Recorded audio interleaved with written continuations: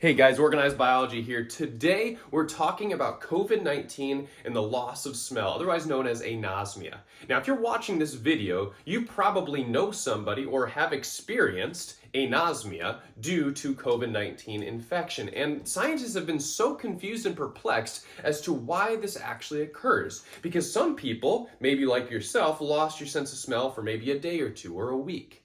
Whereas you may know somebody who has lost their smell for months, potentially years on end. I was actually one of those people. I lost my sense of smell and taste for about a year and a half. And only recently has it begun to become better. I can smell a lot better now. So the question today that we're going to answer by the end of this video is, why does the loss of smell occur with COVID, right? And why do, for some people, it only lasts for a little bit of time, and for some people it lasts for a long time. So make sure you watch all the way to the end so you really understand the cellular mechanism of this, because any disease that occurs is usually occurring on a cellular level. So let's get started. So first off, when you smell, what's happening is we have little particles in the air called odorants, aptly named, right? Like odors.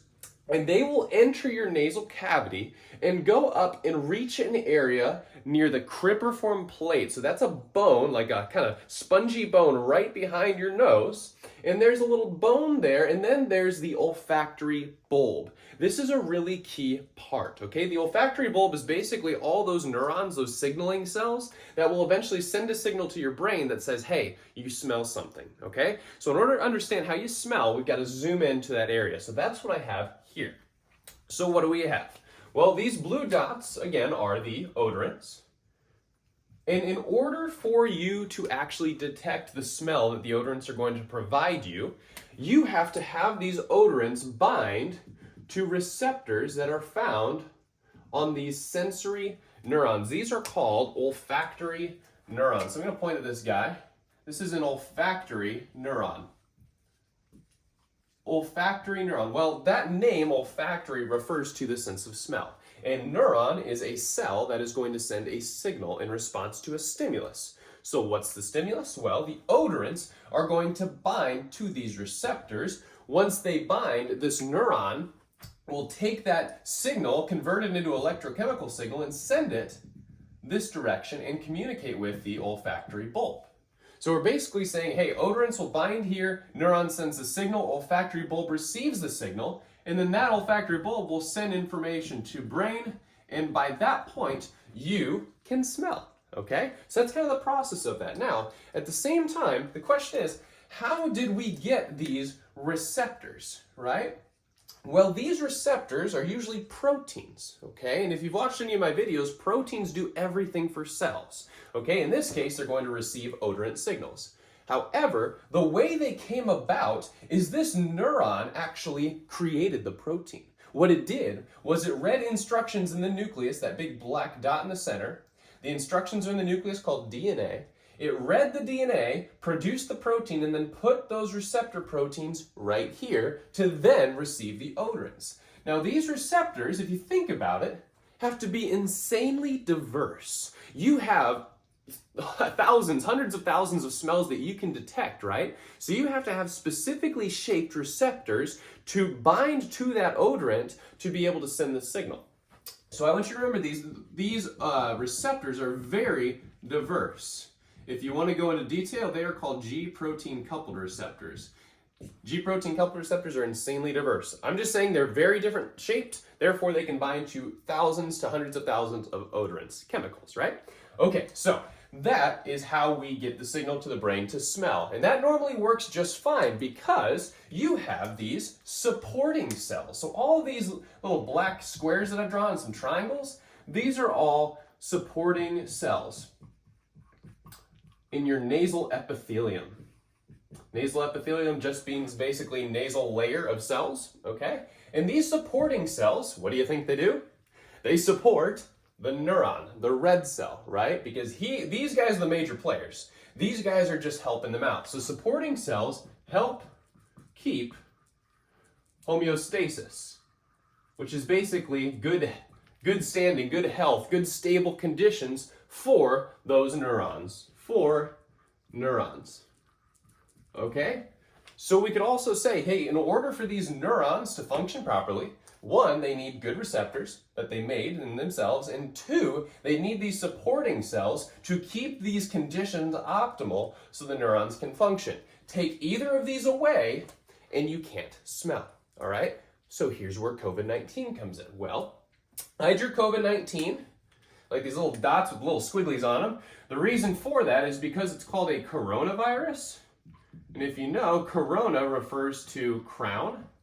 And if you actually look at the virus itself in like up close, it looks like there are little crowns on the outside, okay? And these are going to become important. So coronavirus, interestingly, you would think that they would infect the neurons themselves if we're screwing up the signal, right? But in fact, they don't infect our neurons. They infect these supporting cells. The reason they do is because these supporting cells, which I've diagrammed over here, so these are the supporting cells, they make different receptors than the neurons. These receptors are called ACE2 receptors. And then there's a TRMSS, I believe, is this receptor, but that one's not as important, okay? What happens is, since these supporting cells make these ACE2 receptors, these proteins from COVID-19 can bind perfectly, like a key into a lock, can bind perfectly into those ACE2 receptors, okay? And using this other protein receptor, it's actually an enzyme, it'll help move that virus into the cell. You have now an infected supporting cell with COVID-19. Once that happens, these supporting cells will do a couple different things. Well, number one, they're gonna die, right? They are not going to survive this viral infection, and that's a problem, right? However, these supporting cells, once they get infected, will actually release signals to the immune system. When they release signals to the immune system, several things will occur. T helper cells will accumulate in the area. These are basically one of the main starters of the battle of infection. They're going to notice that there's a viral infection. They're going to go tell other people about it. Okay? And also there's going to be a massive release of cytokines and chemokines, basically the same things.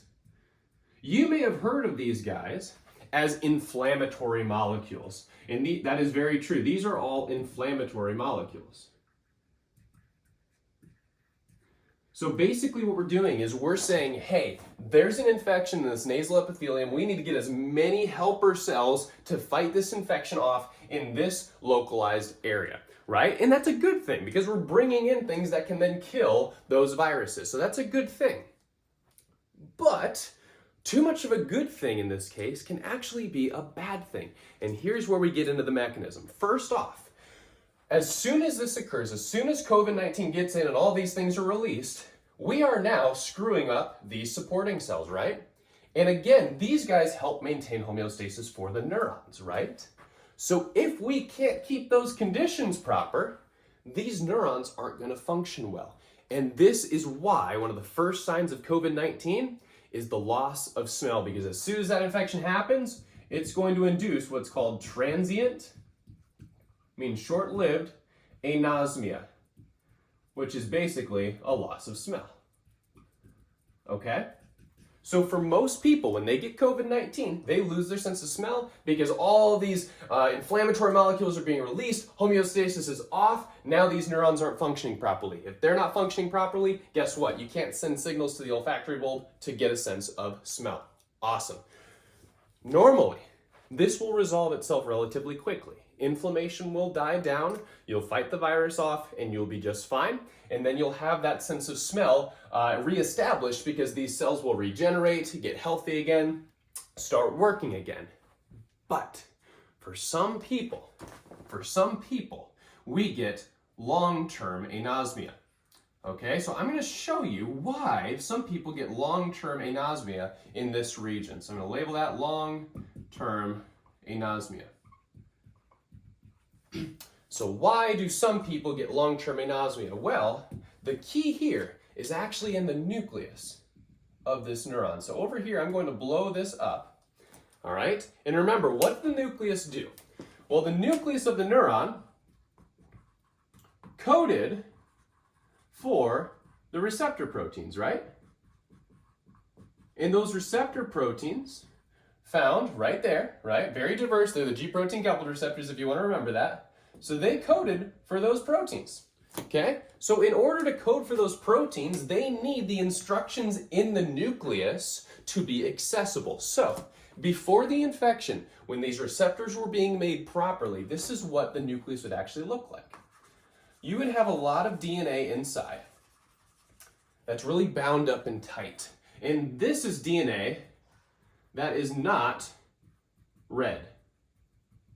DNA that is not red, it has nothing to do with the neuron and its functioning, which is kind of interesting because cells have DNA they don't really care about, that they just keep packaged up, they don't use. But there will be DNA on the outside of the nucleus that's really loose and windy. Now this DNA is red. And what do you think these instructions code for?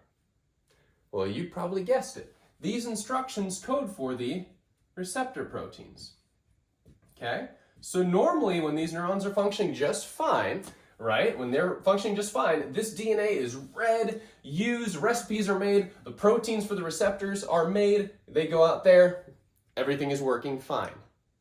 But following this insane inflammatory response, so as these inflammatory molecules get released in excess, what happens is, over time, the nuclear architecture is messed up. I'm going to just say messed up.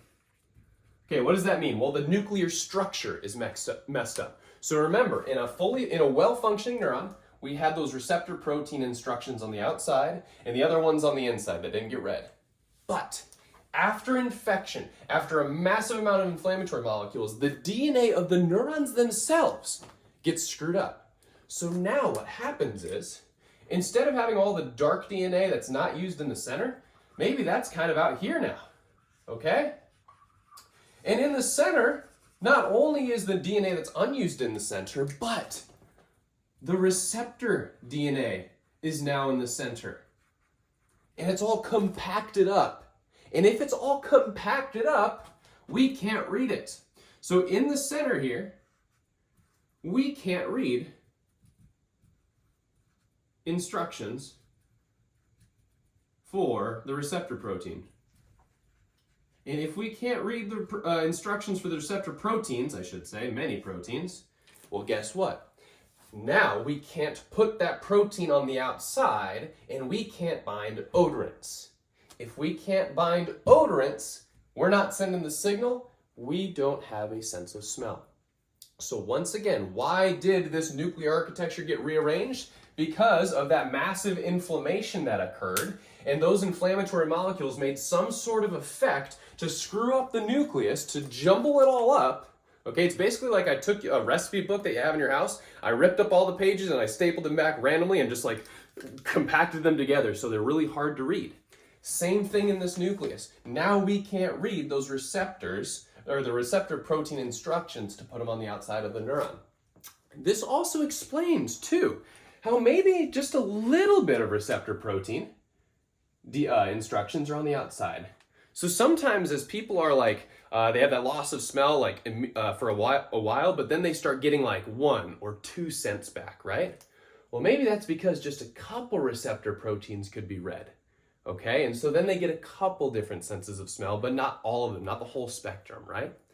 Okay, so if you've watched this whole video, you now understand first off why loss of smell, anosmia, is transient right when you get infection from COVID, okay, due to that inflammatory response, screws up the homeostasis here, neurons can't send signals. But then the long-term effect is we have this nuclear architecture getting rearranged, so we can't read the right instructions, we can't make the right proteins to receive those messages from the odorants, therefore, we can't smell for a long period of time. Hey, this has been Organized Biology. I hope this is helpful. If you want to check my source for this information, it is up here. I'm going to try to say this word, Zazitska et al. And the title is Non-Cell Autonomous Disruption. There's a few more words. And COVID-19 induced anosmia. It was actually published in 2022, very recent study. So I'm assuming it's very up to date. It was very thoroughly checked over. So if you want to check out the actual article, please do. Thank you for watching. If this was helpful, please like and subscribe, and I appreciate the support. Thank you again for watching.